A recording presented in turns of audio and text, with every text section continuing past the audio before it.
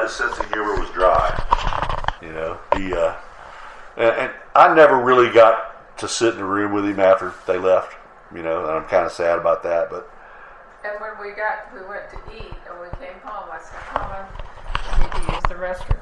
He walked me to his bathroom. right.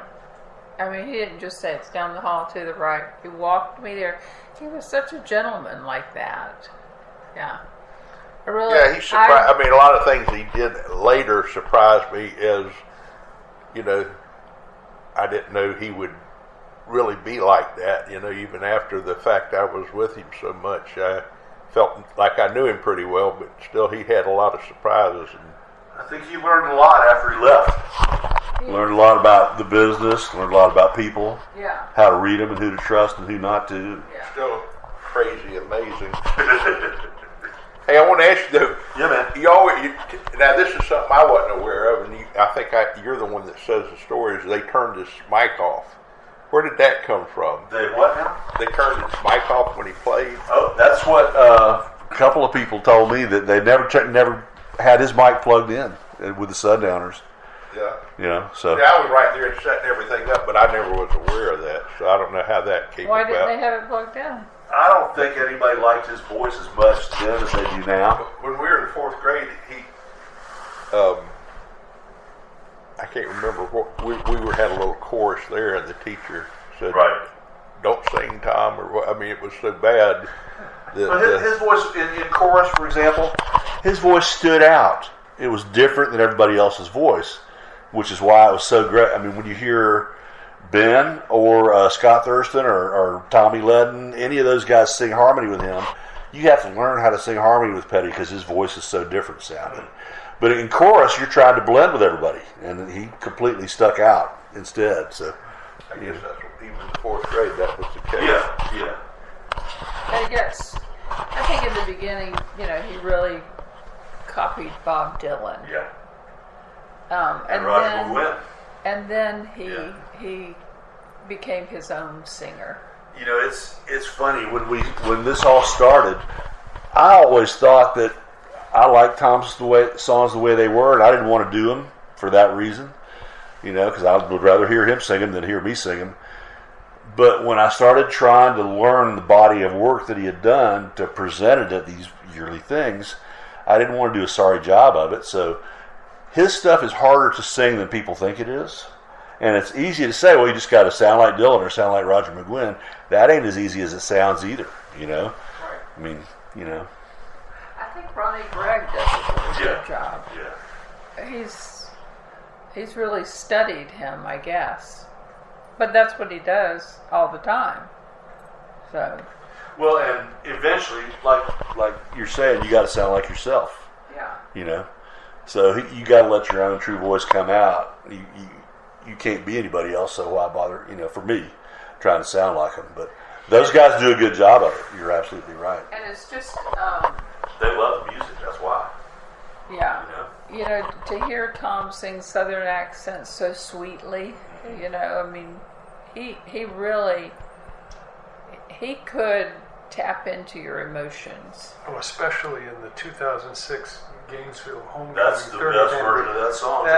The emotion in his voice is incredible. Yeah, he could tap into your emotions. He even left out a whole measure, and Ben covered him up too. That was pretty interesting, you know. He did? Yeah, he was doing his little circles coming back to the microphone, and he didn't come back on time. And Ben just played something over that, and then when he got back, he went right into where he was supposed to be. I think Tom was so nervous singing that song. Don't you? You know, I don't know if he was nervous. I don't know if he ever got nervous anymore, but I think he understood the weight of singing it in Gainesville. But that, I mean, Blair got us all passes. I sat right next to Campbell's sister in the 10th row. So, you know, that was a good seat for that show. But, you know, backstage, Tom never came out. You know, at least any time I saw him. You guys may have gotten to talk to him, but, you know. Not in 2006. I didn't see him then. No, but many times he would call. That's what I'm saying. Y'all are special. You know, he would call us regular Gainesvillians, we got to see everybody else, but Tom didn't come back. You know, didn't come out. He would, and you know, he and I would talk about all his new songs, and where were we? Down south when was it West Palm or something? It was so hot. And we had spent 30 minutes with him, talking to him, and they came in to mic him up and put a jacket on him and everything. I said, Tom, you are going to be so hot out there. He said, no, they give me an air conditioner. Yeah. But he was like a little boy, they give me an air conditioner. And so we walked out, and by the time we got to our seats, that jacket was off. Yeah. Yeah.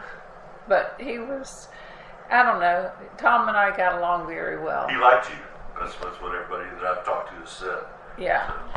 Yeah. He told Keith something like, first bounce, if you drop that girl, I'm on that. Tom was a good guy. I couldn't listen to the music for a long time after he died. Yeah. So. That first year was something special, I think, because none of us were doing it for any other reason than to say, thank you for all this music and goodbye. It wasn't until after that it kind of turned into, Well, that was the original thought of you when you put it together. You were involved. Well, as soon as he passed away, I had a couple thoughts, and I happened to be really at First Magnitude maybe the same day or the day after, and I asked him if, about a spot. I said I wanted to do a celebration and everything. Right. I called you first. Right. And then I called Jason Hedges and got you guys involved and everything. But anyway, so I wanted it to be on his birthday. But they didn't have a slot available. That was my original thought to do that. But then Jason worked it out where he could do it, and it turned out really nice. The feeling was right. It was like old time Gainesville, right? But that, like you say, that was when everybody was doing it from their heart, and the money was out the window. I never had the thought of trying to be, but I did want to continue it on a yearly basis. But I never expected it to, develop some of the things that happened. And it's even a good idea. Everybody's got different ideas about how to do it. Yeah. But my original thing was I just wanted to get all the guys like yourself locally that come together and celebrate and play the music. And there's a Tom Petty celebration in every town in America now. There's a pretty decent Tom Petty tribute band in every little town in America now. Yeah. That's the weight that he left us, But and this year I went back to the original lineup from the first year because I wanted it to feel fun, and not like it was some we have to do these songs or something. Well, I'm not a big fan of the way it's being done. I'd like to see more. The people come, they want to hear Petty's music. Right. More than these people, I don't even know who the heck they are. Maybe they're playing some of them. Right. But I think if somebody really got together and did some research, there's some really good people out there they could bring in. Right. And we could see a lot of good variations and good things. But the way it is now, I don't like the thing, well, you're going to be on the stage for 10 minutes. You got to come in and play 10 minutes, and then it's going to get warm enough to sing in 10 minutes. That's right. And I don't favor that at all. I had told Speeds, I said, listen, man, don't try to make this thing like a super show. Put together a good fun event. It doesn't have to be. And every minute doesn't Jacob have to Dylan. be taken up. Well, you're asking musicians to get out of their complete comfort zone and be on time and stop on time. How's that going to work? Right. I think people would rather come see a good Petty group as opposed to Jacob Dylan. Yeah.